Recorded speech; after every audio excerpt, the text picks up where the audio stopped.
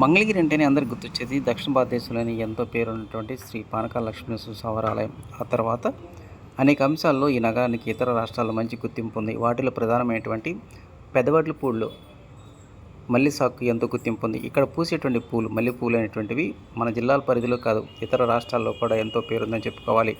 వాస్తవానికి మల్లెపూలు సాగని ప్రతి వేసవి కాలంలో వివిధ ప్రాంతాల్లో పండిస్తుంటారు. కానీ ఇక్కడ మంగళగిరి మండలం పెదవడ్లపూడిలో పండించేటువంటి మల్లెపూలకు ఎన్నో ప్రత్యేకతలు ఉన్నాయంటున్నారు ఆ గ్రామ రైతులు. వేసవికాలం సమీపించిన నేపథ్యంలోనే గతం కంటే ఈ సంవత్సరం మాత్రం దిగుబడి బాగా ఉందని చెప్పేసి అంటున్నారు రైతులు.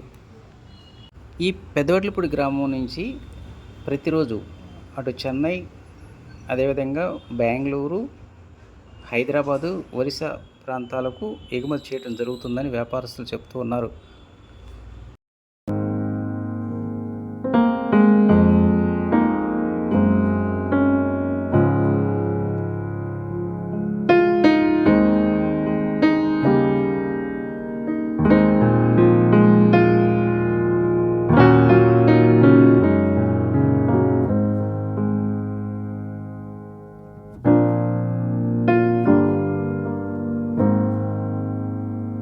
మన వడ్లపూడి మల్లి తోటకు ఒక ప్రత్యేకత ఉంది అంటున్నారు. ఏంటండి అసలు ప్రత్యేకత ఏంటి? మన మల్లి ప్రత్యేకత ఏంటి అసలు?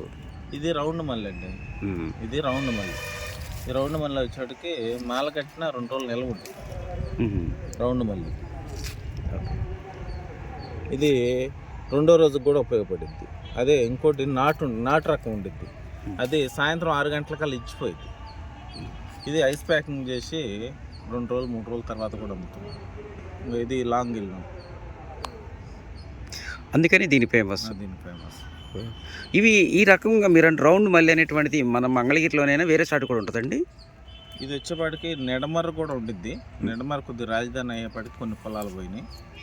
ఇటు మైలవరం కూడా ఉంటాయి.